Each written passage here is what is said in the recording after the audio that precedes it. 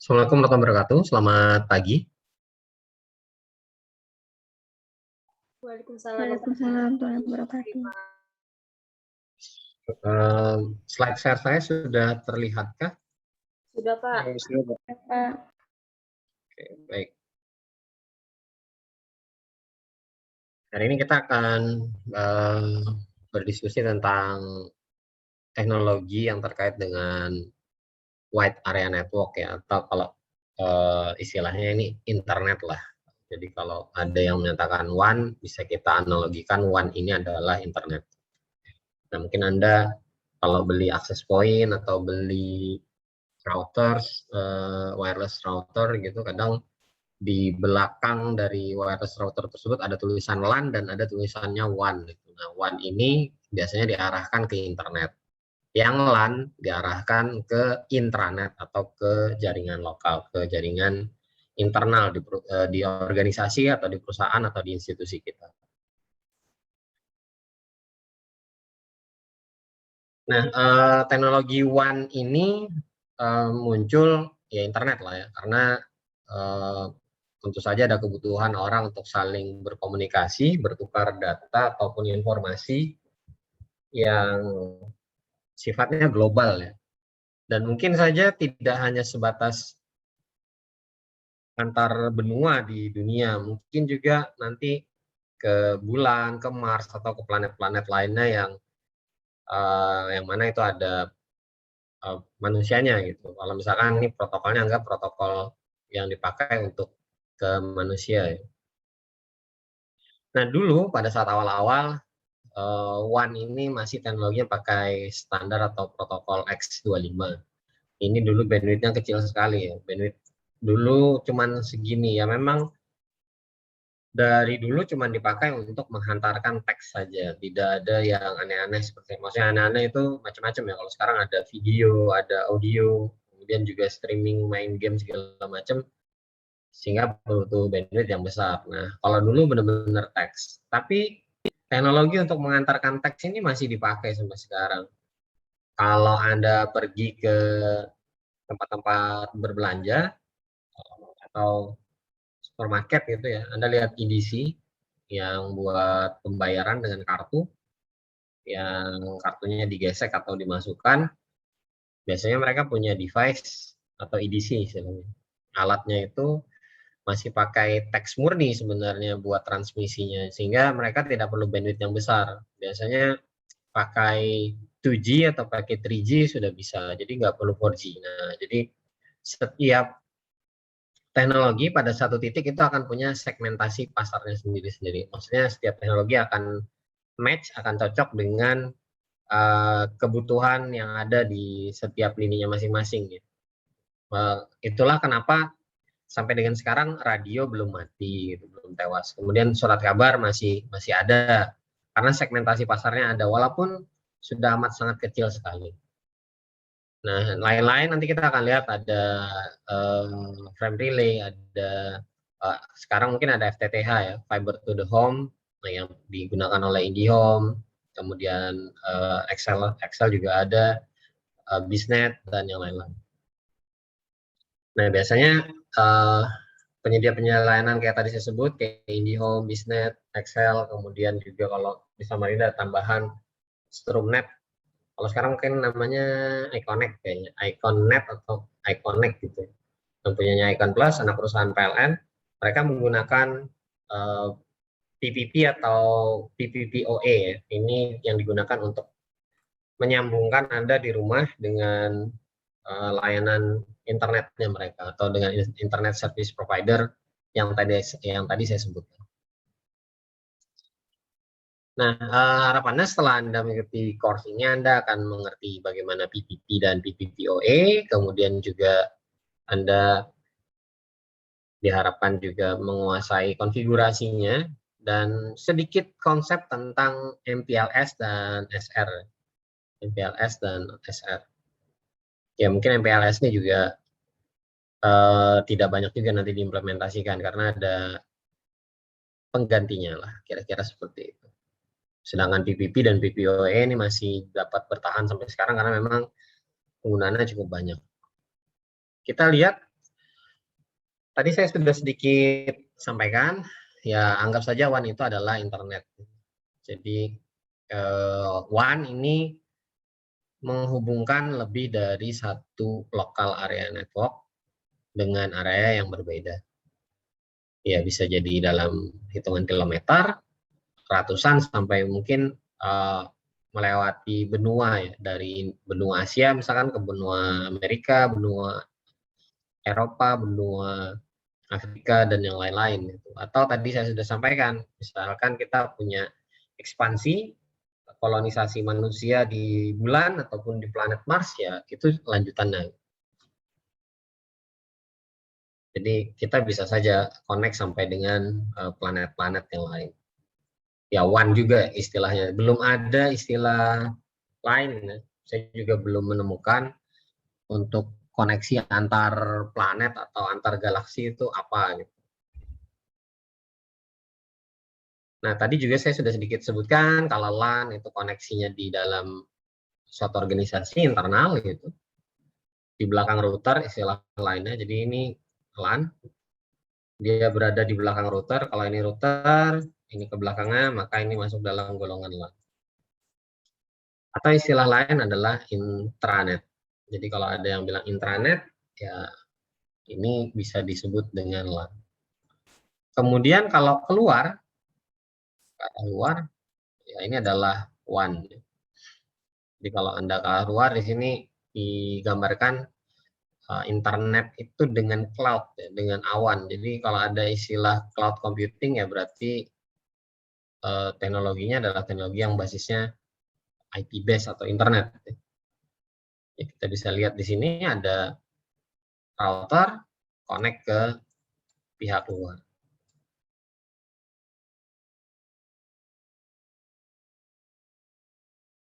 Nah, biasanya kalau kita mau connect keluar, kita perlu yang namanya Internet Service Provider. Anything ya, baik itu pakai smartphone, Internet Service Provider-nya termasuk dalam provider seluler Anda, Telkomsel, XL, Indosat, kemudian Tri, kalau masih ada Tri, dan yang lain-lain. Smartfriend ya itu juga termasuk. Kemudian kalau yang versi rumahan ada IndiHome, Stromnet, Biznet, Excel dan yang lain, Excel Home itu. Orbit juga termasuk ya. Tapi Orbit itu basisnya seluler sebenarnya. Tapi ya termasuk dalam internet service provider dengan menggunakan teknologi WAN.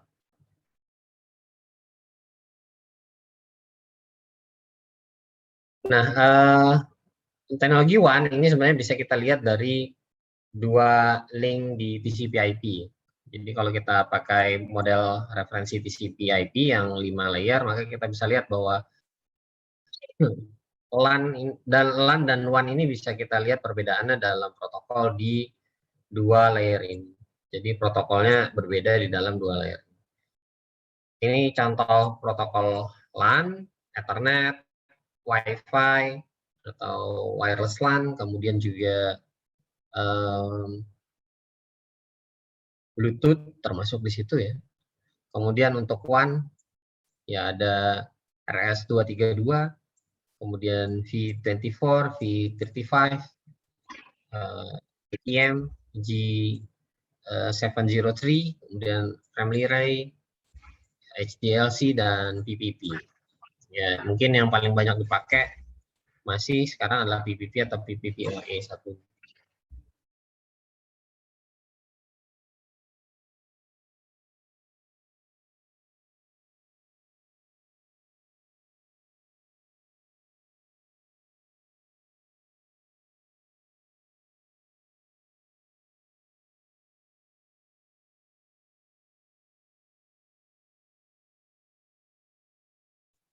Untuk layer atas-atasnya sama ya. Jadi bisa kita lihat bahwa layer 1, 2 ini akan menjembatani sebuah device atau node gitu ya di dalam jaringan. Begitu dia terima IP di sini di layer ketiga, maka ini udah selesai. Hubungan yang ke atas ini sama semua.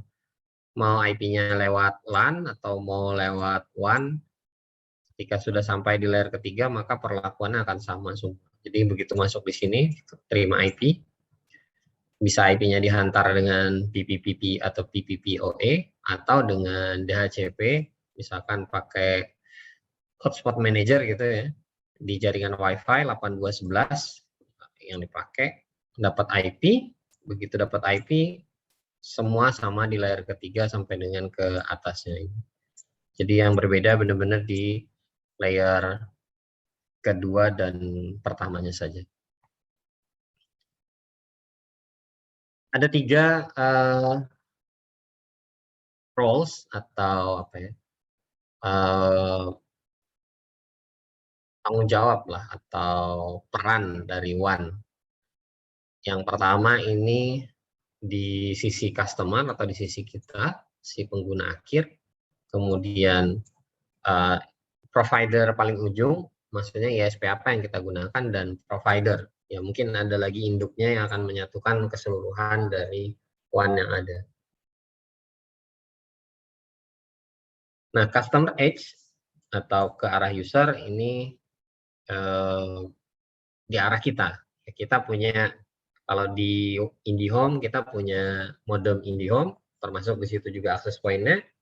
Atau kalau misalkan yang seluler, kita punya smartphone. Kita punya smartphone ya. Ini disebut aja CE atau premises atau device yang kita gunakan untuk connect ke internet. Jadi device yang kita gunakan untuk ke internet. Boleh device-nya langsung jadi satu dengan modemnya di situ kayak smartphone, atau device buat connect-nya terpisah. Anda punya modem kayak IndiHome, kemudian disebar dengan access point, baru masuk ke laptop ataupun ke device yang lain yang butuh koneksi. Jadi modelnya untuk di klien bisa seperti itu. Kemudian ada device di provider edge, maksudnya di provider yang berhubungan, ini provider edge ya, di sini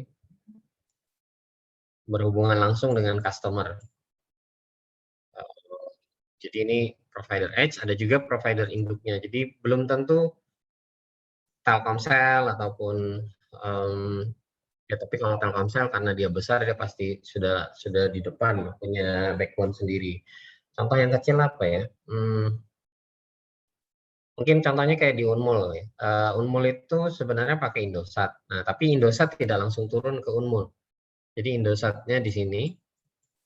Indosatnya di sini. Di sini ada provider lain, saya lupa namanya, yang dilanggan oleh Unmul. Jadi tidak langsung ke Indosatnya. Jadi dari Indosat ke providernya, ke pihak ketiganya lah ibaratnya itu, baru kemudian di ujungnya di sini baru connect ke Universitas Mula Warman. Modelnya seperti itu. IP transit tapi ya layanannya, sekali lagi ya layanannya agak berbeda, tapi kita bisa analogikan kalau itu adalah internet service provider, maka Unmul tidak langsung berlangganan dengan Indosatnya, tapi dengan pihak ketiganya atau pihak yang menjadi di sini adalah edge provider atau provider edge. Jadi di sini posisinya yang dilanggan oleh si Unmul. Gitu. Kemudian di sini ada provider, ya tadi saya sudah sebut, contohnya kayak Indosat, Telkom, Telkomsel, Icon Plus, atau kayak yang lain-lain, itu Bisnet misalkan, atau Republik, itu semua masuk dalam service provider yang mereka punya jalur sendiri ya, mereka punya gateway masing-masing, gateway internasional, internet maksudnya, yang itu berhubungan dengan provider-provider yang lain. Nah, pada saat awal aplikasi WAN ini ada beberapa protokol yang digunakan atau enkapsulasi yang digunakan di layer kedua. Ada PPP, ada HDLC, frame relay. Nah, ini biasanya dipakai antara klien tadi atau antara customer atau user akhir dengan provider edge, dengan provider yang paling ujung yang mendekati klien atau user.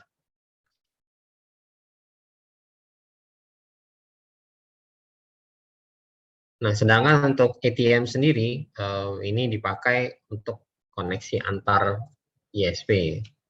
Jadi ATM ini dipakai untuk koneksi antar ISP atau backbone-nya ISP lah.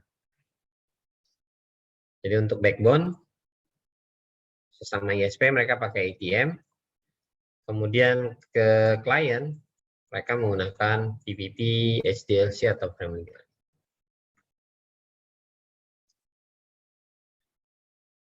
Nah, kita lihat protokol PPP.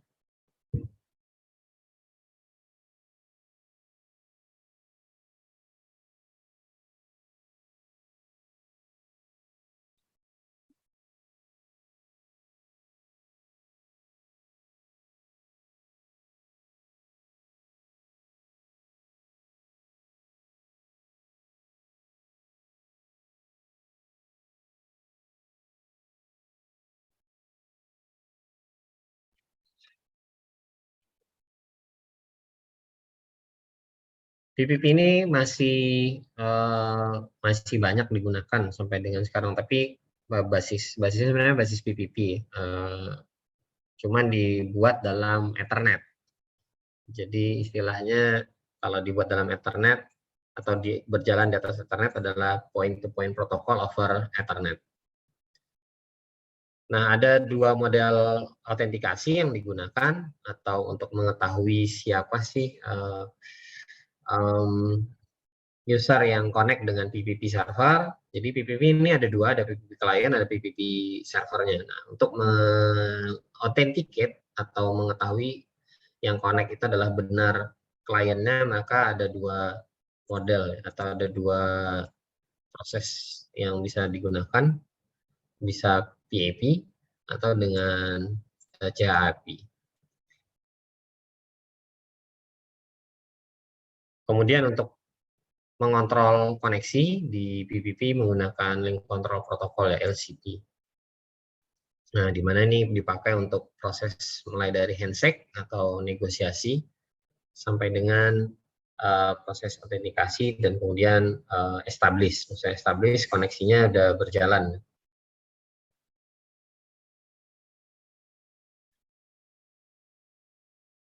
Nah, kemudian ada juga protokol yang lain yang juga digunakan oleh PPP, NCP contohnya, kemudian IPCP. Jadi ini protokol-protokol yang lain yang juga digunakan dalam koneksi PPP. Semua digunakan untuk mengontrol bagaimana koneksi dalam PPP ini bisa berlangsung dengan baik. Jadi kalau Anda buka sebenarnya di smartphone Anda, kalau Anda connect dengan handphone sekarang, smartphone Anda basis koneksinya sebenarnya adalah PPP. Basis koneksinya itu adalah point-to-point protokol ke arah provider seluler Anda. Entah itu Anda mau pakai Telkomsel, pakai XL, pakai Indosat, dan yang lain-lain.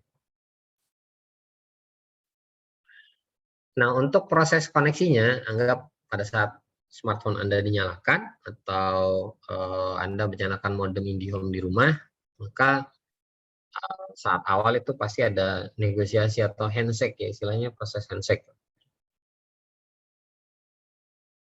Jadi pada saat awal LCP package ini akan digunakan untuk menegosiasikan parameter-parameter yang dipakai untuk koneksi sampai dengan establish. Jadi begitu establish link layer, koneksi link layer, maka yang digunakan adalah LCP package. Nah, ada opsi lah, ada tambahan atau opsional. Ini kalau mau pakai authentication, untuk negosiasi authentication. Kemudian untuk network layer negotiation ini yang digunakan adalah NCP. Jadi dipakai untuk mengkonfigurasikan dan menegosiasikan network layers, parameter-parameter yang dipakai di network layer.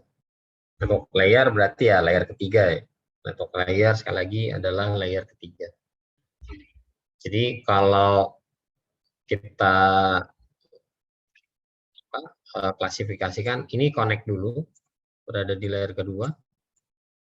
Kalau ini sudah oke, baru kita bisa masuk ke layer ketiga. Sebelumnya apa? Sebelumnya layer satunya dulu. Layer satunya. Ya, layer satu itu ada listriknya, itu masuk dalam layer satu. Kalau dia connect pakai kabel, kabelnya harus connect. Kalau dia pakai wireless, ya wirelessnya, sinyalnya itu harus ada. Kalau layer satunya sudah connect, baru kita lanjut ke layer kedua. Layer kedua udah connect, baru layer ketiga. Sampai seterusnya, seperti yang Anda lihat sekarang, kalau Anda pakai Zoom, ini adalah layer kelima, application, baru bisa Anda Zoom meeting. Kalau layer 1, 2, 3, 4 nggak bisa connect, maka Anda nggak mungkin bisa Zoom meeting seperti sekarang.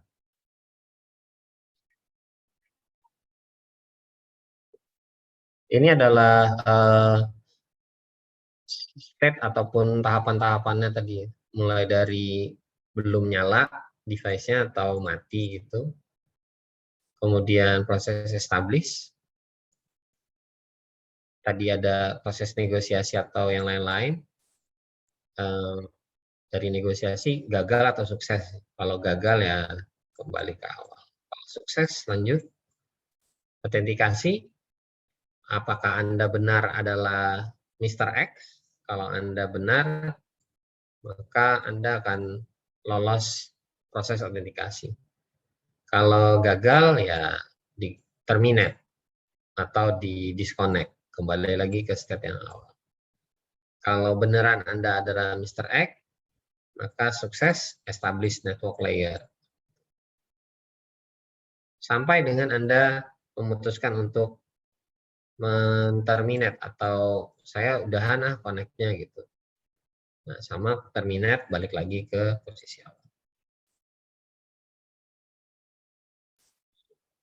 Kalau tidak pakai authentication juga bisa ya. Jadi kita connect nggak pakai authentication. Contohnya yang nggak pakai authentication ya smartphone Anda itu kalau connect nggak pakai authentication. Mereka punya teknik authentication yang lain yang tidak menggunakan PPP. Ya dengan menggunakan email dan nomor handphone Anda sebenarnya itu sudah bagian dalam proses autentikasinya mereka. Anda nggak akan diizinkan untuk terkoneksi dengan jaringan seluler tertentu kalau Anda nggak pakai nomor handphone atau nomor dari operator seluler tersebut dan terdaftar gitu. Mereka punya mekanisme sendiri sebenarnya buat itu. Ada di sebenarnya ada di bukan di mata kuliah ini ya. Kalau kita dapat mata kuliah tentang jaringan seluler itu ada tekniknya untuk mengautentikasi dengan menggunakan email dan nomor handphone. Nah, kalau itu di luar dari PPP, berarti kan di PPP-nya tidak ada proses autentikasinya, jadi tidak diautentikasi di PPP. Nggak pernah akan Anda diminta username dan password untuk connect ke internet dengan menggunakan jaringan seluler. Jadi prosesnya lewat sini. Prosesnya di proses yang lain, sorry, bukan lewat PPP. Sehingga di PPP-nya Anda akan di bypass langsung ke connect ke network, connect ke jaringan, bisa connect ke internet. Sampai Anda memutuskan untuk terminate. Ya, kira-kira seperti itu sederhananya untuk PPP. Sebentar saya coba cek ada nggak saya punya file yang bisa kita buka pakai Wireshark. Sebentar.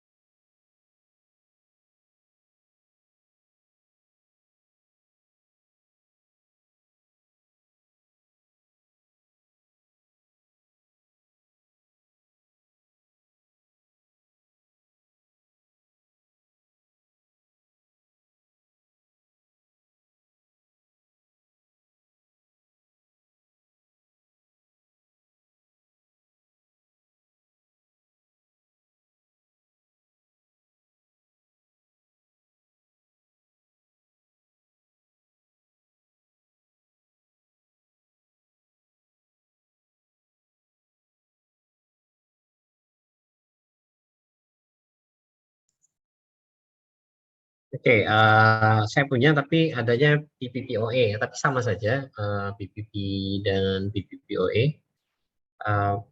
Tambahan karena dia running di Ethernet, jadi ada tambahan. Kalau secara cara kerja atau step ya mirip-mirip lah ya. Coba saya share ulang. Ini contoh saja. Nanti kita akan lihat di ininya ya, di slide yang berikutnya ya.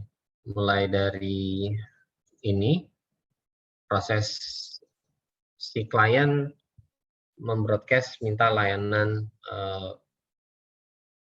layanan PPP atau PPPoE. Kemudian servernya nanti membalas ya. Ini balas-balasan di sini. Kita akan lihat di slide yang berikutnya nanti.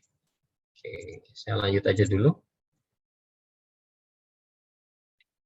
Ini paketnya kalau kita bongkar tadi sebenarnya sebentar.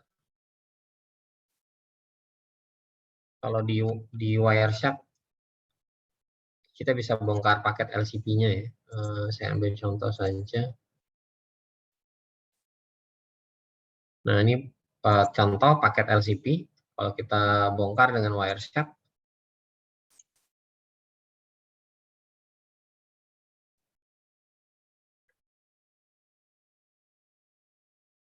ada flag, address, control, protokol, information, FCS atau ini untuk ngecek dan flag lagi di sini.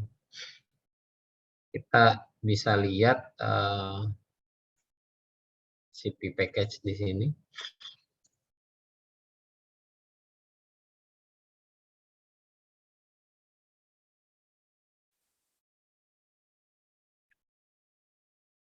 Ada code, ada identifier, length, dan data. Kemudian ada type, length, value, type lagi, length, value. Ya, ini kita bisa lihat ada length, type-nya di mana ya? Sebentar. Identifier ada, ini identifier, length, kemudian code depannya yang ini.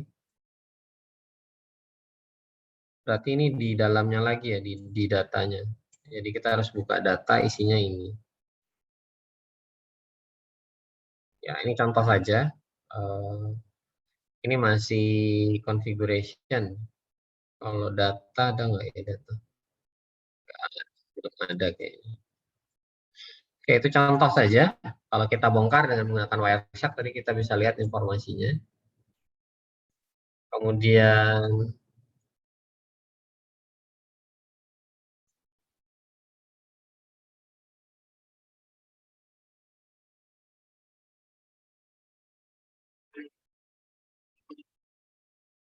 ini model negosiasinya ya. Ada request, acknowledgement, kemudian request, acknowledgement. Request, acknowledgement, request, acknowledgement. Kita lihat di sini juga gitu ya. Ada request, ada acknowledgement. Sebentar. Nah, ini request, acknowledgement, request, acknowledgement, request, acknowledgement.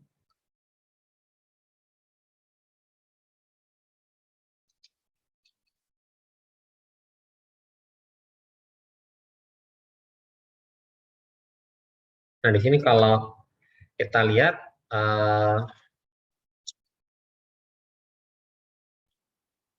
anggap R1 ini adalah klien, ini servernya.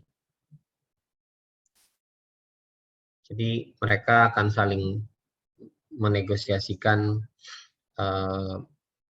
koneksi di awal atau proses di awal dengan menggunakan LCP package. Modelnya request dan acknowledgement tadi kita sudah lihat. Kemudian ini normal, kalau normal ya, maksudnya nggak ada masalah. Kalau misalkan ada parameter yang mismatch, maka biasanya nanti kita akan lihat ada ini, non acknowledgement. Sebenarnya di contoh tadi juga kita ada lihat, nah ini contohnya, NAK atau non acknowledgement. Ini biasanya ada ini.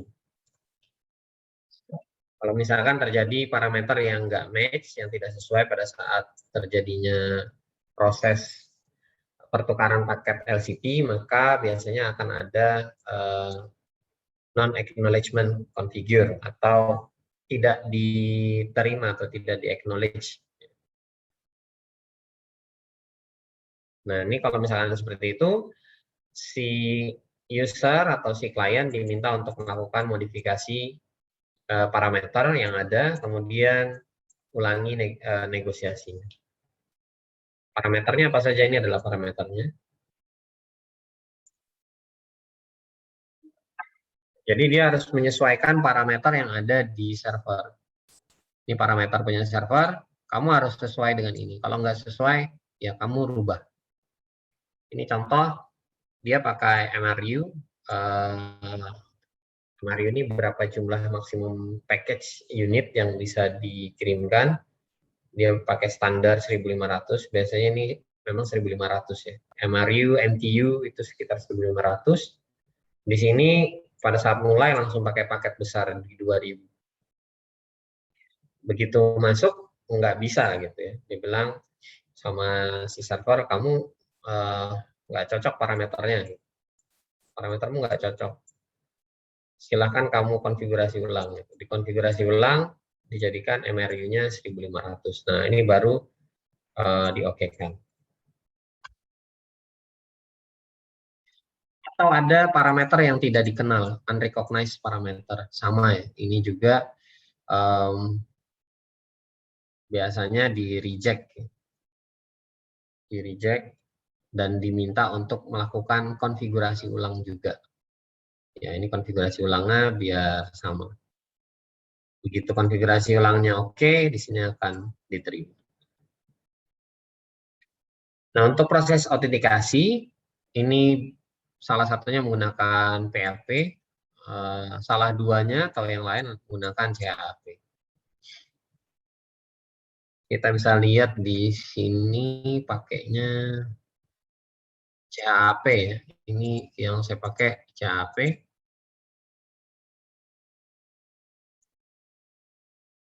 Ada passwordnya ya, ada username dan passwordnya. Kita bisa lihat di sini username-nya. Username-nya kelihatan, tapi passwordnya nggak kelihatan. Kelihatan nggak ya passwordnya? Harusnya sih nggak kelihatan.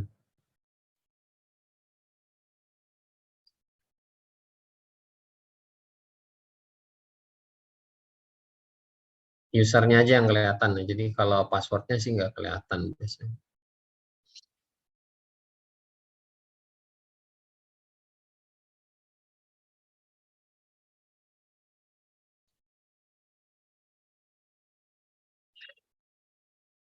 Nah, ini dibalik sekarang ini adalah servernya, server PPP-nya atau autentikator istilah lainnya ada. Ini yang mau connect. Jadi yang connect harus mengkonfigurasikan username dan password. Ya, jadi sebenarnya username dan password ini sudah tersimpan di dalam database-nya autentikator. Kemudian kita connect dengan username dan password yang sudah tersimpan di sini. Kalau salah gimana ya? Kalau salah ditolak. Tapi kalau Anda benar, ini contoh yang benar. Maka Anda akan di acknowledgement. Artinya Anda boleh ke tahap berikutnya. Anda boleh terkoneksi dengan server PPP. Kemudian untuk CAP agak panjang ya memang. Agak panjang, tapi ya sama intinya. Kalau Anda merespon dengan benar, maka Anda akan diizinkan untuk connect. Jadi kita bisa lihat ada MD5-nya ya. Ada MD5. Karakter di sini sebenarnya karakter MD5 ya. Sebentar.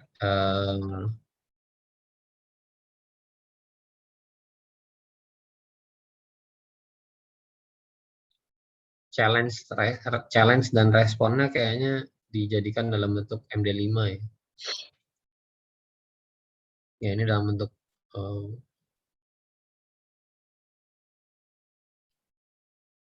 MD5.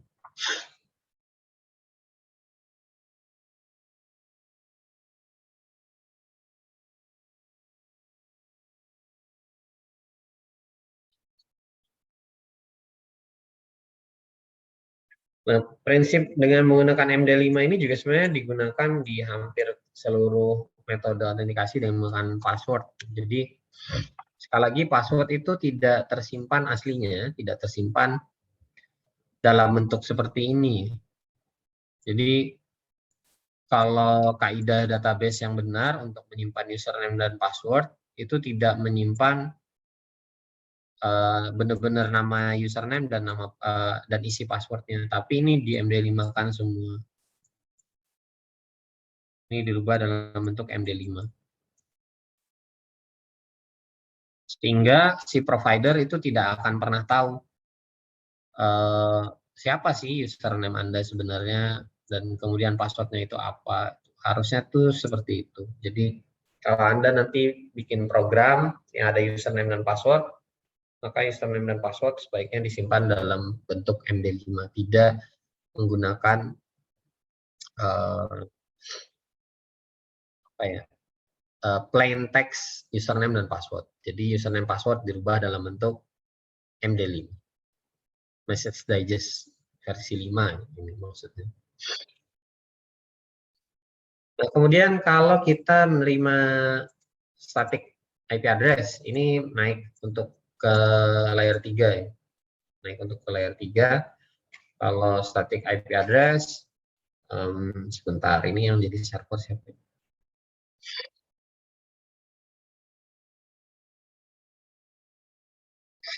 Jadi server ini kayaknya.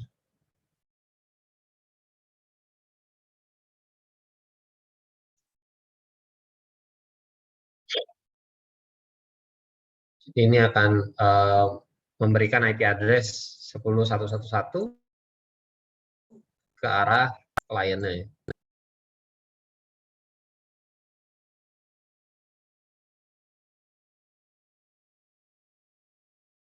Kemudian untuk DHCP, sorry, bukan DHCP, untuk dynamic. Jadi dynamic IP address ini bisa dengan dua metode, bisa dengan DHCP, bisa juga dengan PPP. Jadi tidak hanya DHCP, tapi juga bisa dengan PPP. Ada satu lagi sebenarnya, kalau di IP versi 6 kita bisa dengan Slack ya, dengan metode Slack. Jadi kalau di IP versi 6 tambah lagi satu metode yang bisa mendeliver IP address kepada klien atau user dengan menggunakan metode Slack selain DHCP dan PPP. Ya, prosesnya sebenarnya tidak jauh berbeda, ada configure dan acknowledgement gitu. Nah, kalau misalkan invalid atau salah, maka dia akan memberikan parameter non acknowledgement. Diulangi lagi gitu. Diulangi lagi, kalau oke baru acknowledgement.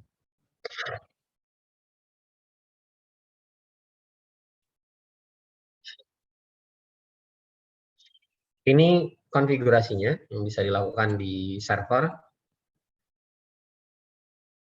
Ada contoh realnya nggak ya? Nah, ini aja. Ini servernya. Ini kliennya. Ya, servernya dulu diaktifkan, triple E. Kemudian masukkan username dan password. Kemudian servisnya didefinisikan bahwa kita akan pakai service PPP. Terus setelah ini didefinisikan, kita tempelkan di interface yang akan berhadapan langsung dengan interface-nya, yang berhadapan langsung dengan klien. Ya bisa jadi di sebelum klien ini ada switch gitu, ada switch ke klien 1, klien 2, gitu. Dan seterusnya. Boleh seperti itu. Selama di layer kedua ini harusnya bisa, itu nggak ada masalah dengan PPP.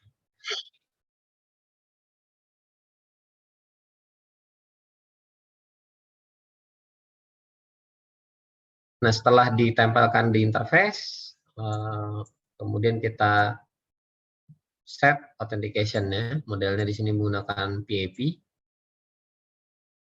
Kemudian kita kasih IP address. Jadi ini ditaruh IP address-nya. Sebenarnya tidak perlu pakai IP address ya, harusnya bisa gitu. Jadi IP address-nya tidak di set seperti itu bisa. Tapi nantilah ini kita pakai apa ya, standar yang ada. Ada teknik yang lain sebenarnya, tapi ini kita pakai standar yang ada, di mana IP address di set di interface-nya. Kemudian untuk klien, kita cek yang berhadapan dengan interface PPP-nya si server ada di sini. Kemudian kita panggil atau aktifkan protokol PPP, masukkan username dan password sesuai tadi dengan di sini ya. Ini. Kemudian pasang IP address-nya. Itu tadi PPP, kemudian untuk untuk PPP dengan PAP. Nah, kalau ini PPP dengan CHAP, dengan CHAP Authentication. Cuma yang berbeda di sini ini ya. Kalau kita lihat di sini kan tadi modenya adalah PAP. Di sini adalah CHAP.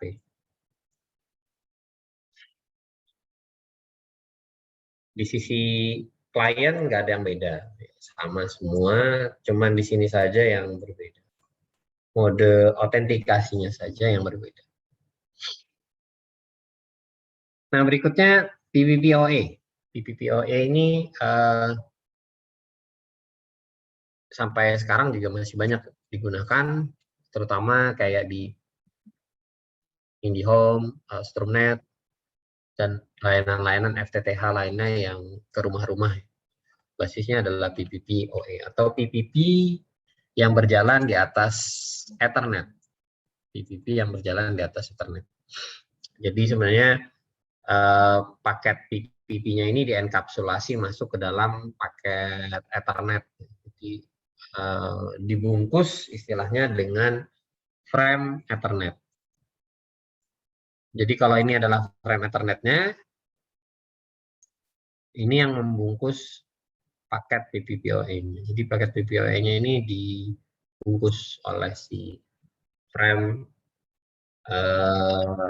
Ethernet ya. Jadi ini PPP dimasukkan ke situ, dimasukkan ke dalam paket atau frame dari PPPoE. Istilah lainnya dienkapsulasi. Dienkapsulasi. Nah, sama kayak tadi, PPPoE ini pasti punya servernya. Ya, istilah lainnya di sini adalah Broadband Remote Access Server atau BRAS. Ini yang ada di sisi provider IndiHome, provider Stromnet, dan yang lain-lain. Nah, dengan menggunakan Ethernet, maka PPP di sini akan fleksibel dalam hal implementasinya ya. Jadi untuk skala besar itu akan lebih bisa lebih banyak yang bisa di coverage.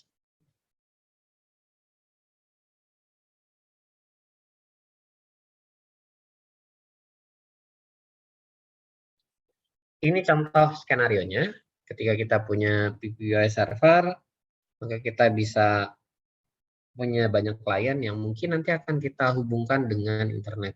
Jadi klien-klien yang ada di sini, kita berikan IP, kemudian kita bisa bantu mereka untuk connect ke internet. Ya, ini contoh yang digunakan oleh IndiHome, Stromnet, dan lain-lain. Biasanya pengguna-pengguna rumahan, pengguna-pengguna yang menggunakan ya istilahnya dial up. Ya. Kalau dulu dial up itu karena istilahnya kenapa dial kayak telepon ya, karena memang dulu itu pakainya jalur telepon gitu. Kalau sekarang dibalik. Sekarang itu telepon dalam data ya. Kalau dulu data dalam suara, kalau sekarang sudah dibalik. suara dirubah ke dalam data, dikirimkan ke dalam jaringan digital. Kalau zaman dulu kebalikan, data digital gitu dirubah dalam bentuk modulasi suara atau modulasi analog, baru dikirimkan dalam jaringan telepon. Kalau sekarang sih udah dibalik. Jadi kalau Anda langganan IndiHome di rumah, ada pesawat teleponnya, nah itu teleponnya dirubah dalam bentuk data. Mirip kayak Anda telepon sekarang dengan menggunakan WhatsApp gitu ya. Makanya telepon WhatsApp itu kualitasnya agak jelek. Karena apa ya? Karena suara Anda dikonversi dalam bentuk data. Makanya saya nggak heran kalau mahasiswa banyak nelpon itu dengan menggunakan WhatsApp, itu saya nggak heran. Karena memang pertama murah, sudah ngikut ke paket data. Yang kedua, ya mungkin nggak punya modal buat beli pulsa untuk ngomong, ya, untuk paket bicara gitu. Jadi ya sudahlah, beli paket data saja, semua bisa dilakukan dengan WhatsApp gitu. Telepon ya telepon WhatsApp. Walaupun kadang, bukan kadang, sering kualitas teleponnya itu jelek ya, agak jelek. Dan, dengan adanya PPPoE server ini kita bisa deliver layanan-layanan ya, seperti internet dan lain-lain yang bisa disampaikan kepada Anda di rumah. Ini biasanya untuk pengguna rumahan. Ini sessionnya. Sessionnya tadi juga sudah kita lihat. Sebentar. Nah ini aja. Kita tadi ada lihat ada padi, pado, pets, dan PADR. Kita bisa lihat di sini. Padi, pado, PADR, PADS. Ya, kalau kita pakai PPPoE, ini step-nya. Ini stage ataupun tahapan-tahapan yang terjadi. Dari klien, broadcast, ini broadcast ya. Broadcast, broadcast, broadcast. Kalau broadcast, kelihatan kok di sini broadcast. Ini tulisannya. Destination broadcast. Ya, broadcast artinya ke semuanya. Destination broadcast. Ini sekali lagi layer 2. Kalau layer 2 berarti tidak boleh ada switch di tengahnya. Tidak boleh ada router di tengahnya. Jadi broadcast modelnya, kemudian begitu diterima oleh server A atau server B gitu ya, maka akan ada balasan. Kita lihat di sini, discovery over, ini service name-nya ya, service name-nya. Ini service name. Ya kalau di sini tadi disebutkan service name-nya saja langsung pado A, pado B gitu. Yang mana yang cocok gitu, yang mana yang service yang memang dibutuhkan oleh si klien ini. Nggak bisa klien ini terkoneksi dengan dua server PPoE secara simultan. Jadi dia pasti cuma ke salah satu saja yang memang dicatatkan lah ibaratnya. Nah kemudian di sini klien terkoneksi dengan server A, ya mungkin memang didaftarkan di server A. Kita bisa lihat di sini ada PADR -nya.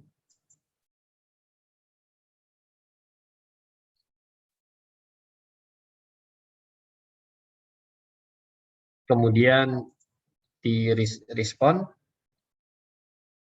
si server mengatakan kepada klien, oke, kamu boleh connect dengan server A dengan session ID tertentu, dengan session ID tertentu. Ya, ini kita bisa lihat di sini ada balasan.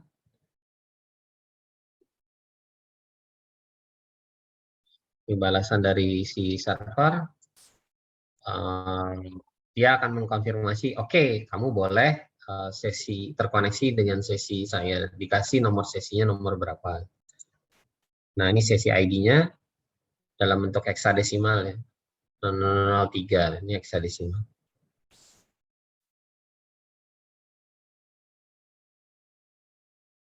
Kita bisa lihat tadi ada sesi ID-nya.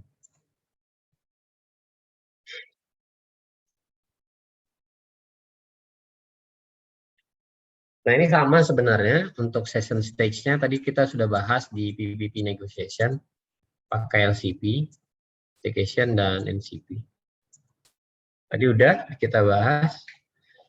Kemudian kalau misalkan menterminate ya, untuk mengakhiri sesi biasanya ada paket PADT. Artinya klien mau sudahan, kami udah cukup koneksinya, kita putusan yuk gitu ya. Modelnya seperti itu. Ya nanti akan diokekan, sessionnya akan diterminate. Session ini akan diakhiri oleh si server. Di close. Kalau connect lagi gimana ya? Connect lagi, ngulang lagi ke sana, ngulang tadi PADO, PADI, PADR, PADS tadi.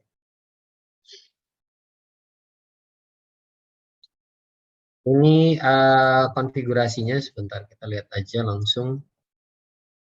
Nah ini server, yang ini klien.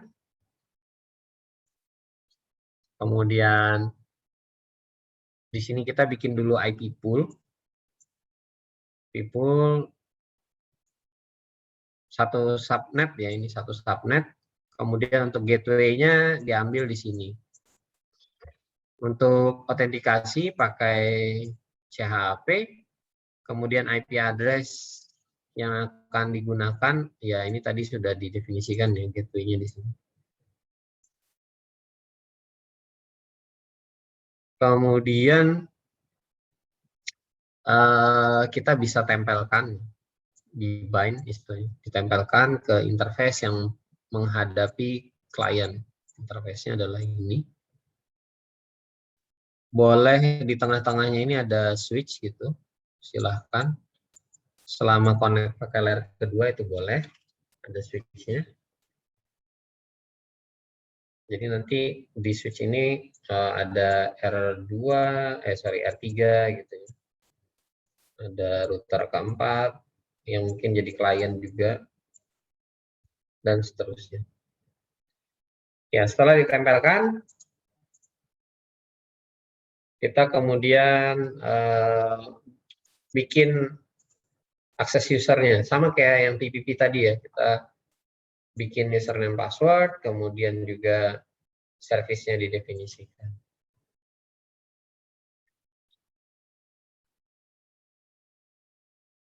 Ini kalau mau dicek, silahkan dicek sudah jalan atau belum. Kalau misalkan sudah jalan, dia ada up. Terus kliennya mana ya? Kliennya nggak ada.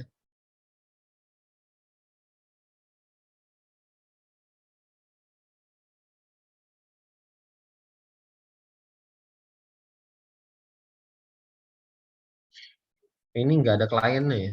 Ini kliennya nggak didefinisikan. Sebenarnya sama kayak PPP tadi ya. Model manggilnya juga sama dengan PPP tadi. Oke, ini nggak dikasih tahu.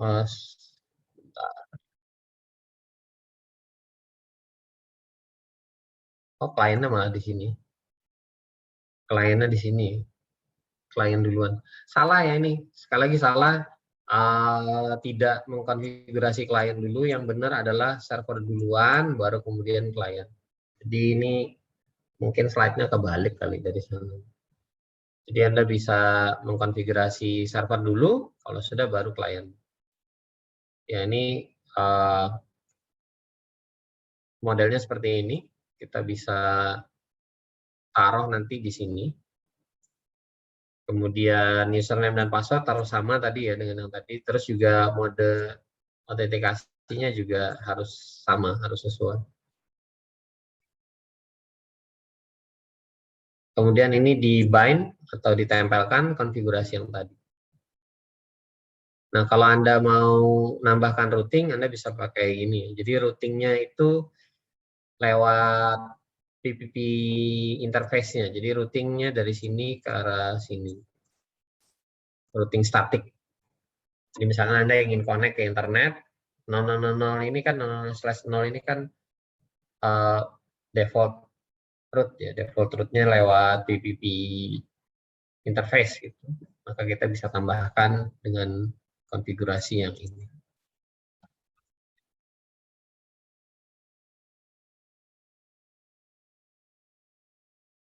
Oke, berikutnya perkembangan teknologi WAN. Ya, sekali lagi WAN ini teknologinya berkembang terus dari zaman awal ada tadi yang sudah diulas di depan tadi. Pada saat awal ada PPP, HDLC, dan ATM, kemudian PPP sendiri sekarang kebanyakan yang digunakan adalah PPP over Ethernet atau PPPoE. Nah, kemudian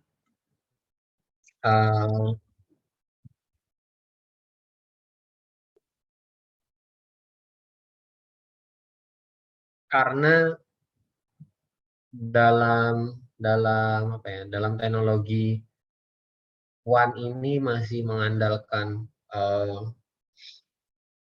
layer kedua dan juga berbasiskan software gitu, bukan hardware switching ya. Kalau software itu akibatnya agak lambat atau performance-nya tidak terlalu baik.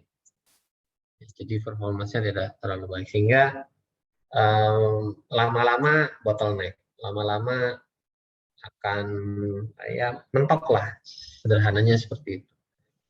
Nah, kemudian untuk mengatasi itu dibuatlah MPLS. Harapannya ini akan mempercepat proses forward atau mengoper datanya akan jauh lebih cepat di router.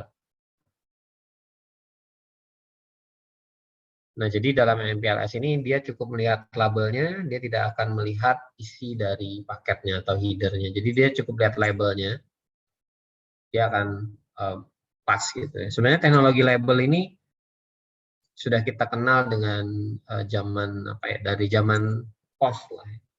Dari zaman surat-surat menggunakan pos itu, pos PT Pos lah kalau di Indonesia, dengan melihat dari kode pos. Jadi sederhananya MPLS ini kayak kode pos gitu. Kita nggak perlu lagi melihat alamatnya secara detail gitu. Kita cukup lihat kode posnya, misalkan untuk Samarinda 75 ya. 75000. Nah,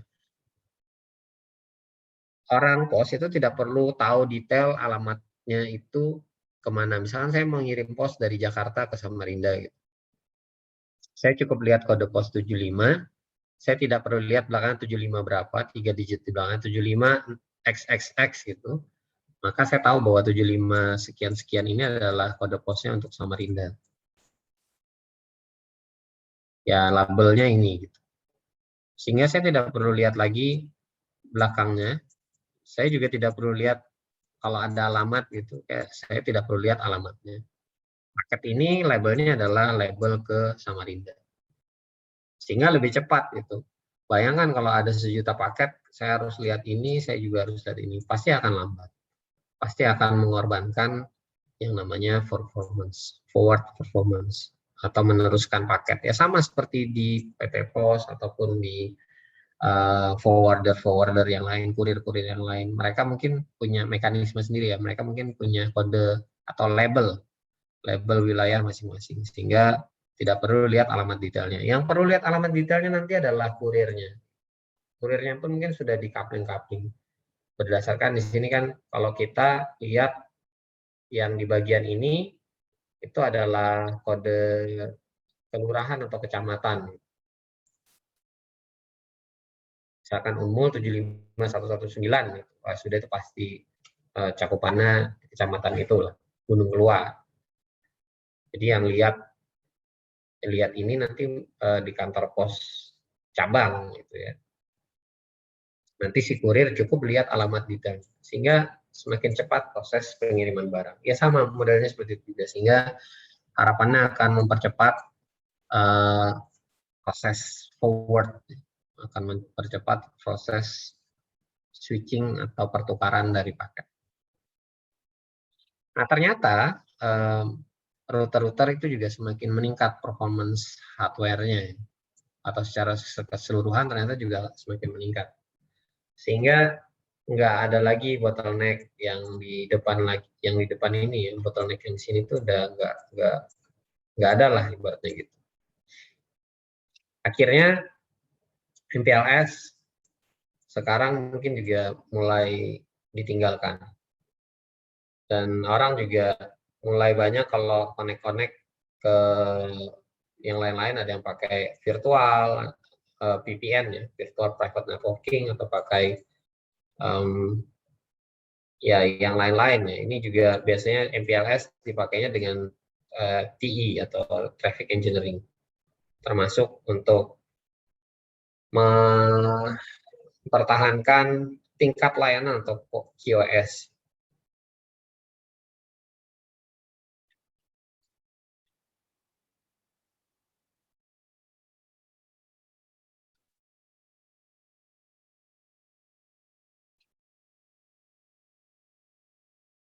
Nah, dalam proses forwarding, atau tadi saya juga sebut istilah lainnya switching atau pertukaran dari paket di dalam layer ketiga, biasanya setiap paket yang masuk ke dalam router itu didekapsulasi. Tadi Anda sudah lihat ada enkapsulasi, ada dekapsulasi. Kalau enkapsulasi itu dibungkus. Kalau di dekap itu artinya dibuka, dicek. Ya mirip tadi dengan istilah ini tadi. Ketika kita punya paket, biasanya kalau dalam kantor pos itu sudah dikarungin. Yang masuk ke 175.000 itu ada karungnya sendiri gitu. Nah, itu dimasukkan dalam karung itu namanya enkapsulasi. Sedangkan dibuka dari karungnya itu masuknya adalah dekapsulasi. Ya mirip seperti proses tadi juga dalam hal paket data di layar ketiga, ada proses enkapsulasi dan dekapsulasi. Dibongkar, dalam dekapsulasi dicek ya. Paketnya akan dicek.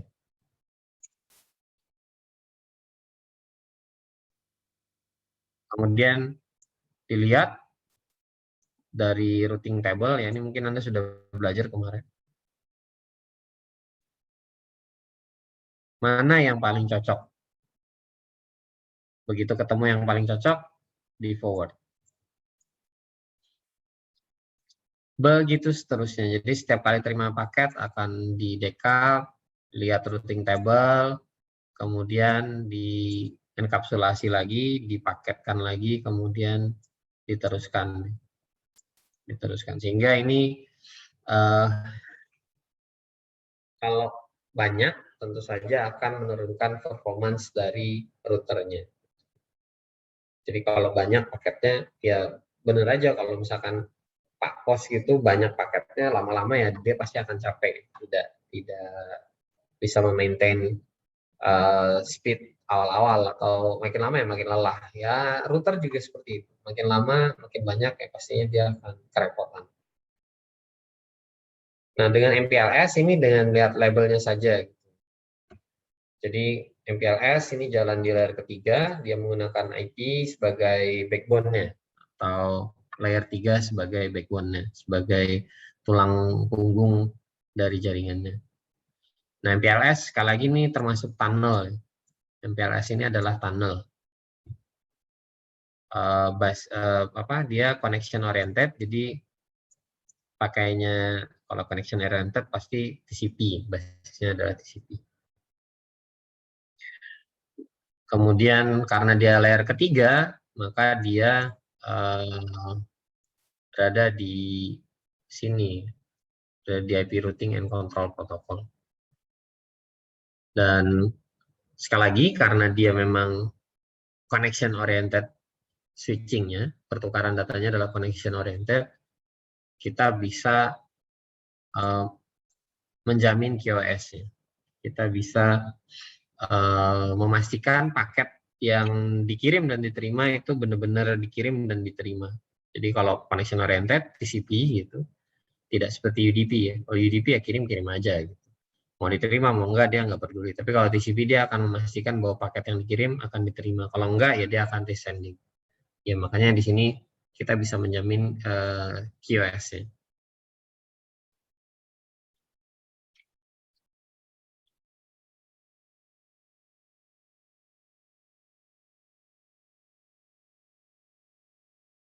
Nah, di sini MPLS menggunakan label. Dia tidak seperti IP routing tadi. Dia akan menggunakan label saja dalam hal memforward data. Kita bisa lihat di sini, ini label. Jadi tadi proses enkapsulasi, dekapsulasi di layer ketiga tadi, di routing tadi tidak terjadi dalam jaringan MPLS. Nah, ini tentu saja akan mempercepat forward, akan mempercepat penerusan paket data. Nah, kita bisa mengkonfigurasi MPLS ini secara, maksudnya forwarding-nya MPLS ini secara manual atau dynamic dengan menggunakan label distribution protocol.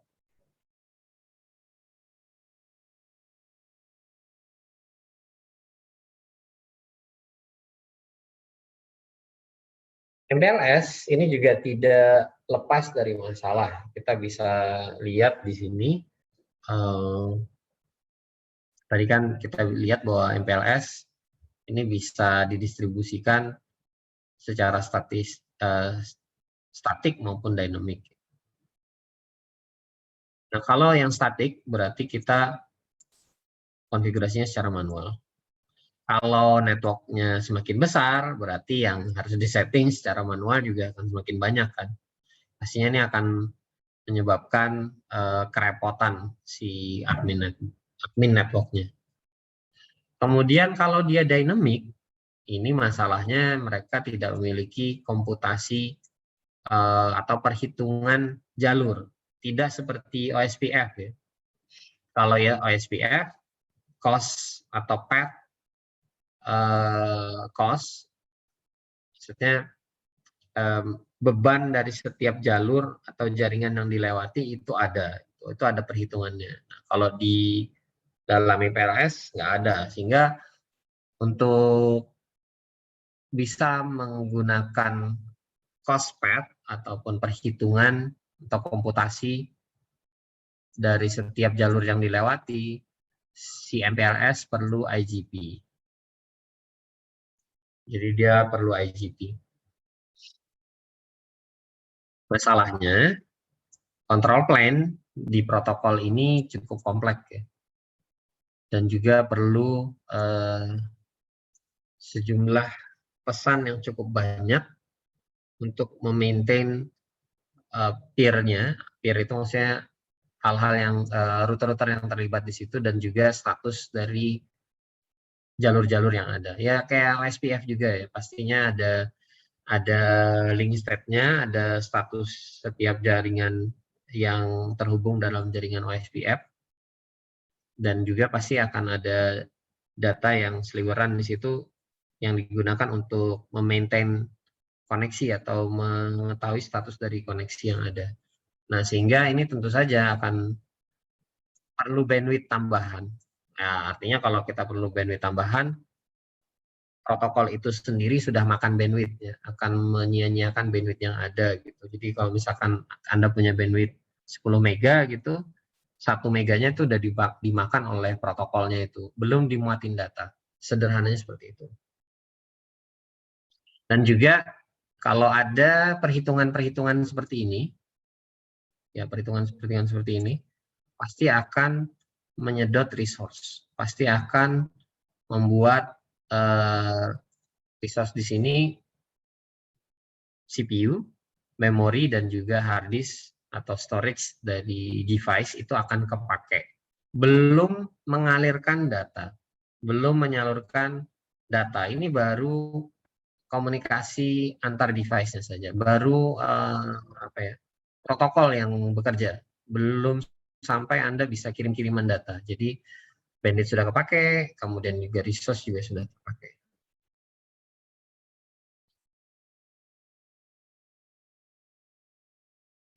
Nah, kemudian juga beberapa label distribution protocol ini juga melibatkan konfigurasi yang cukup kompleks dan juga tidak support load balance. Load balance itu maksudnya kalau Anda punya jalur di sini 10 giga, di sini 1 giga gitu, kita tidak bisa meload balance 10 paket lewat sini gitu. Misalkan ada 10 paket, ya anggaplah 10 ya. Ada 10 paket, sedangkan 1 paket lewat sini. Ya ini load balance maksudnya. Load balance itu artinya paket dilewatkan sesuai dengan kapasitas jaringannya. Namanya load balance ya. Balance-nya di sini itu seimbang, itu maksudnya sesuai dengan kapasitasnya masing-masing. Jadi kalau 10 giga ya berarti anggap aja 10 paket, 1 giga ini kita untuk menyalurkan 1 paket. Nah itu tidak support di dalam MPLS. Ya ini MPLS aslinya ya, sebenarnya mungkin kalau kita lihat lebih lanjut sebenarnya ada aja teknik untuk melakukan load balance itu, tapi anggap saja ini masih murni MPLS gitu.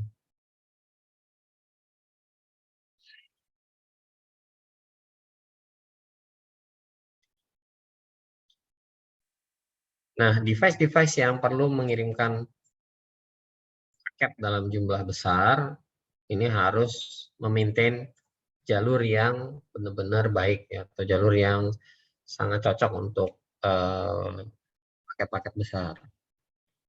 Kemudian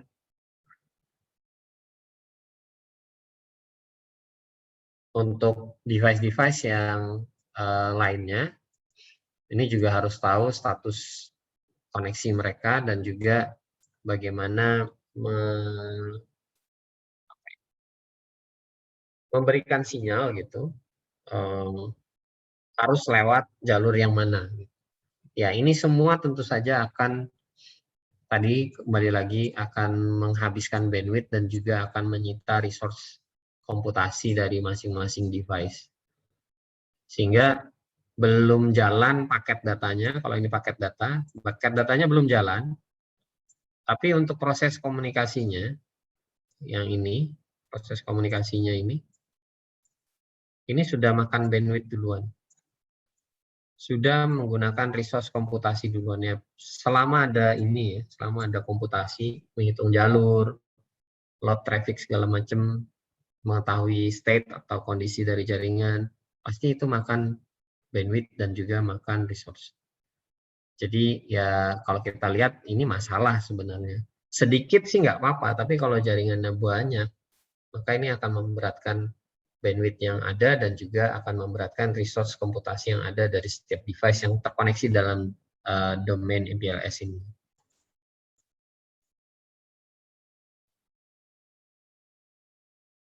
Nah, untuk mengatasi masalah yang terjadi tadi dalam MPLS ini ada diusulkan penggunaan segmen routing. Jadi penggunaan MPLS ini sendiri sebenarnya menimbulkan masalah yang baru gitu. Walaupun di sisi lain dia bisa mempercepat, tapi ternyata ada masalah baru dan juga makan resource dari router ya. Untuk itu di beberapa ini vendor mereka tidak terlalu mengembangkan MPLS ini ya. Mereka cuma sampai di MPLS saja tapi tidak mengadopsi teknologi segmen routing. Ya saya ambil contoh kayak di Mikrotik lah. Mereka malah lebih fokus di dalam OSPF-nya. Termasuk kalau misalkan ISIS gitu ya. OSPF sebenarnya juga link state, tapi sekali lagi mungkin pertimbangannya daripada bikin masalah baru, lebih baik yang sudah ada, yang sudah terbukti settle, proven itu yang dimanfaatkan. Nah, kalau di sini di Huawei maupun di Cisco atau di Juniper mereka memperkenalkan SR, segmen routing ini untuk memecahkan masalah yang ini tadi. Jadi ditambahkan ada penambahan.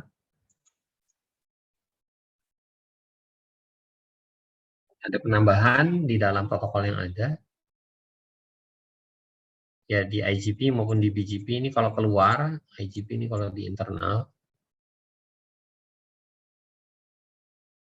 Sehingga ini bisa menghilangkan kebutuhan ini. Semakin banyak label distribution protokol yang digunakan, maka ini tadi kejadiannya. Wastelink bandwidth and device resources. Ya, ini anggap aja tadi. Semakin banyak yang dipakai, maka akan semakin banyak bandwidth yang digunakan dan juga resource yang digunakan. Sehingga kenapa nggak ditambahin saja protokol yang ada, nambahin sesuatu mungkin di sini. Kemudian ada penambahan mekanisme untuk source routing. Kemudian ya ini sekarang rata-rata sudah seperti ini, network defined by service. Jadi kita bisa membuat jaringan yang mana jaringan itu didefinisikan atau diorientasikan berdasarkan servicesnya atau berdasarkan kebutuhan servisnya. Misalkan untuk main game kita perlu latensi yang kecil, bandwidth yang nggak terlalu besar ya. Main game ya 10 Mbps sebenarnya cukup main game, tapi latensinya harus di bawah 50 milisecond.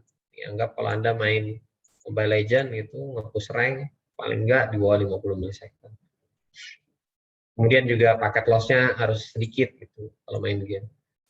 Ya sebenarnya nggak perlu besar-besar. Main Mobile Legends itu 5 mega pun udah cukup ya. 3 sampai dengan 5 mega itu udah cukup. Yang penting ini sebenarnya latensinya kecil, kemudian paket loss-nya juga kalau bisa kurang dari 5 lah. Kurang dari 5 paket gitu. Atau 1 atau 0 malahan. Lebih baik. Anda hilang paket atau paket loss itu yang bikin Anda nge-lag itu sebenarnya paketnya loss.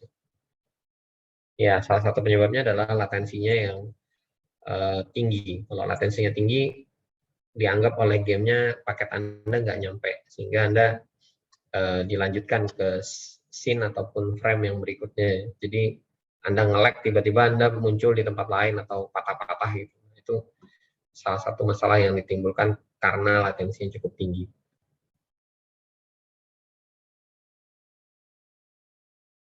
Ini contoh forwarding dari segmen routing. Jadi network ini dibagi menjadi segmen-segmen, kemudian setiap segmen itu punya ID masing-masing.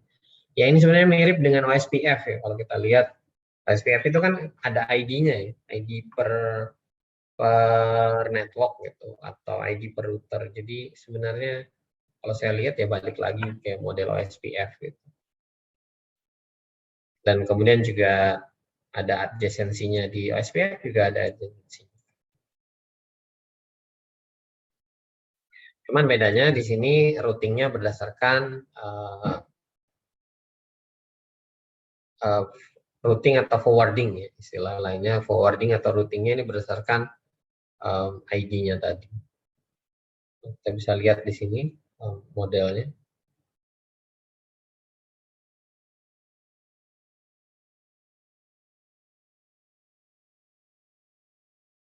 Kalau di Huawei, mereka menganjurkan biasanya Anda menggunakan controller seperti ini. Ini juga controller yang kita gunakan di wireless kemarin, iMaster NCE, network controller. Jadi Huawei ini punya solusi all-in di sini. Termasuk Anda kalau mau pakai buat wireless juga bisa di sini. Nah, boleh seperti ini dengan controller atau yang tanpa controller. Yang sebelah sini yang tanpa controller. Biasanya kalau jaringannya besar, maka yang dengan controller ini akan jauh lebih baik. Tapi kalau jaringan Anda kecil aja ya tanpa controller, harusnya sih nggak masalah.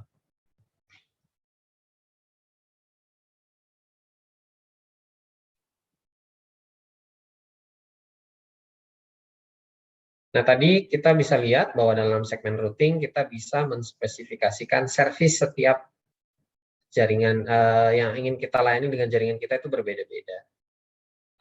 Tadi ada game, misalkan ini tambahannya untuk yang suka download. Kemudian mungkin ada yang suka video streaming atau ada yang pakai untuk voice ya, untuk VoIP atau untuk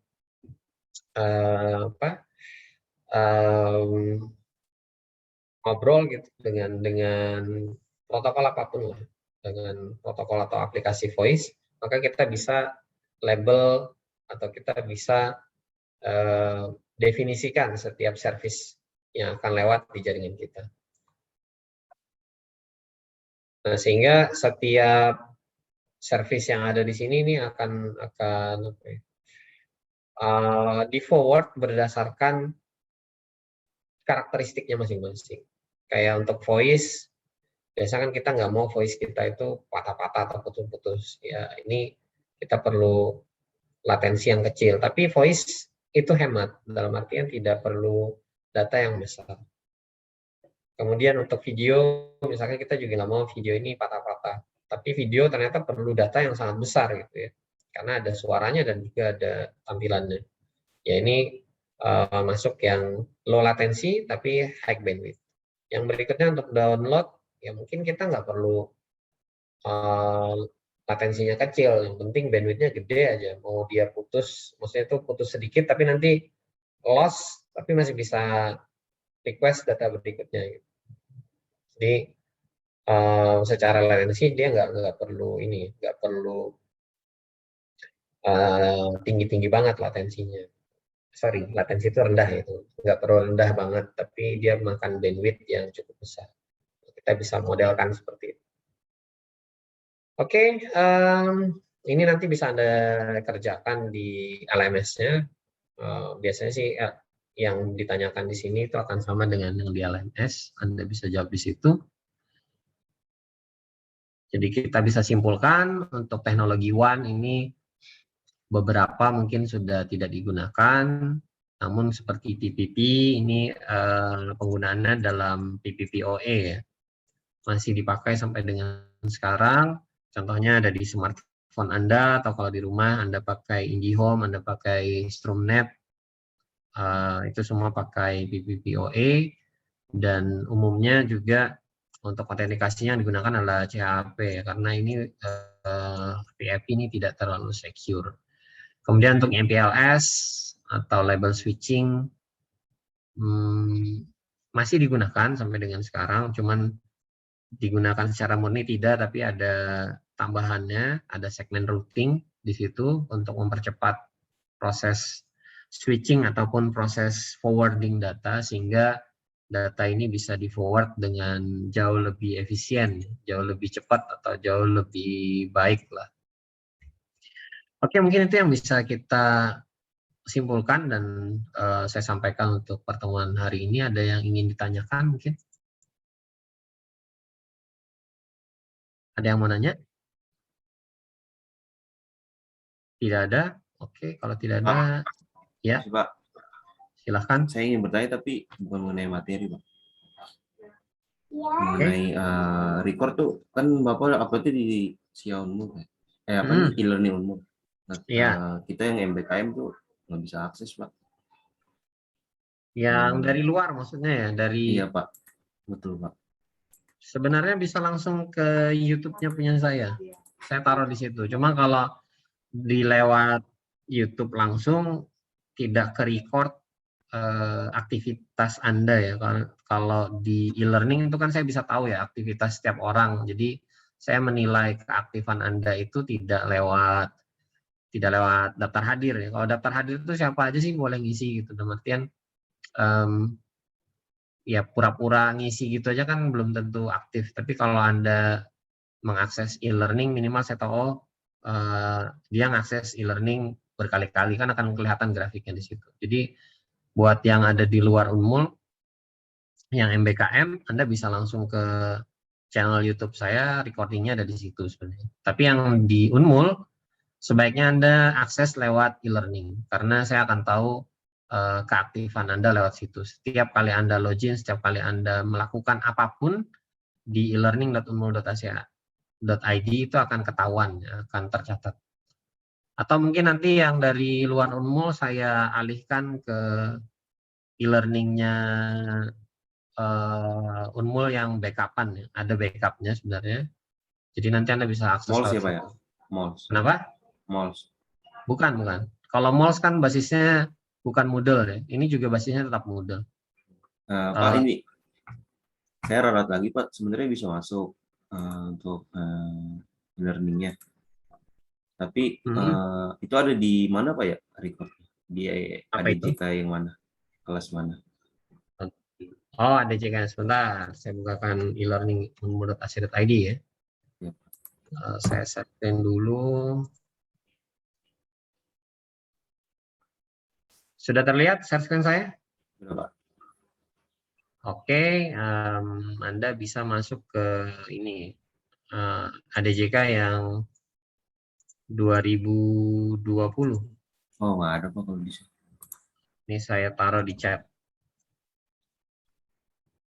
Kalau bisa nggak ada Pak. Saya taruh di ilkomunmul.gnomio.com. Jadi ini salah satu situs paling tua lah. Di sini cukup banyak ya. Ini justru arsipnya ilmu komputer ada di sini. Gitu. Jadi arsip e-learning pertama kita udah implement e-learning cukup lama ya. Sudah dari sebelum pandemi bahkan. Jadi Anda yang dari ilmu komputer atau informatika bisa tanya-tanya senior Anda sejak tahun berapa kita udah pakai e-learning. Jadi bukan mendekati atau pas pandemi kita udah pakai e-learning, tapi jauh sebelum itu sebenarnya beberapa dosen itu udah pakai e-learning. Nanti yang dari luar mungkin saya akan taruh di situ di ilkomunmul.gnomio.com. Lebih mudah juga untuk connect segala macam, cuma ya minusnya ada pop-up iklannya ya, ada pop-up iklannya. Jadi itu aja minusnya. Tapi secara SLA itu maksudnya tingkat layanan service lebih baik. Hampir sepanjang sejarah saya pakai Gnomio tidak pernah down. Alhamdulillah tidak pernah down. Tapi kalau pakai e-learning, pakai Mols, itu beberapa kali down, bahkan ada yang berhari-hari, ada beberapa hari down. Jadi sekali lagi backupnya ada di, bukan backup sih, dulunya dia utama malahan, karena nggak pernah down. Yang backup itu kan harusnya lebih baik ya SLA-nya. Jadi karena kebijakan aja kita harus pakai yang di unmul.ac.id sehingga kita pindah ke e-learning.unmul.ac.id. Tapi by default dulunya kita gunakan di ilkomunmul.gnomio.com karena memang secara SLA lebih baik dan secara akses juga dari manapun, maksudnya jarang ada blokir ya, karena servernya memang ditaruh di luar gitu. Jadi hampir-hampir jarang ada masalah. Ya mungkin itu solusinya buat yang dari luar biar tetap bisa connect dengan asynchronous learning-nya. Jadi saya taruh di ilkomunmul.gnomio.com. Ya mungkin perlu waktu 2-3 hari buat saya setup. Udah bisa sih Pak sebenarnya Pak. Yang mana saya itu? Udah saya masuk ke yang 2020. Sudah bisa? Sudah bisa Pak. Oh, kalau sudah bisa berarti nggak perlu saya buat di Gnomio ya? Iya Pak, nggak usah. Oke. Kasih Ada Pak lagi mungkin yang lain? Ya, sama-sama. Yang lain, ada yang mau ditanyakan? Jangan lupa LMS-nya tetap dikerjain yang di Huawei, karena di situ ada nilai kuisnya per chapter. Nanti akan jadi penilaian akhir sih, biasanya akan di-collect oleh dosen-dosen. Oke, kalau tidak ada untuk pertemuan kali ini saya anggap cukup. Atas perhatian dan kerjasamanya saya ucapkan terima kasih. Assalamualaikum warahmatullahi wabarakatuh. Selamat pagi. Waalaikumsalam. Waalaikumsalam warahmatullahi Terima kasih Pak. wabarakatuh. Makasih Pak. Sama.